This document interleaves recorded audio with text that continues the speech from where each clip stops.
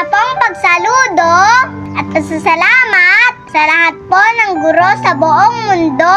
Ang ating pong mga guro ang nagsisilbing pangalawa po nating magulang.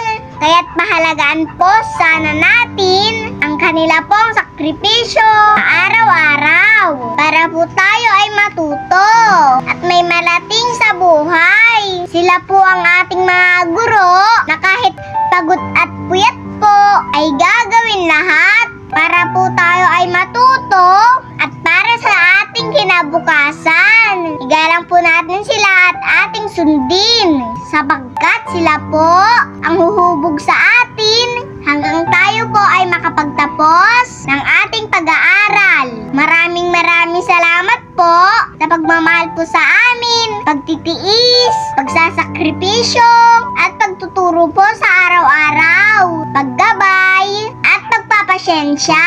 At maraming salamat pong mga guro dahil kayo po ang tumatayong pangalawang ina at ama po namin. Darating man po ang panahon na kami po ay magtatapos at hindi nyo na po makakasama.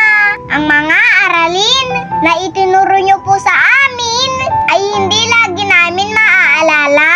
Pero ang inyo pong mga pangaral at tayo ay hindi kailanman maluluma.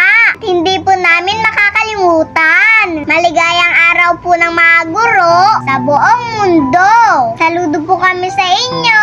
Happy Teacher's Day po. God bless po.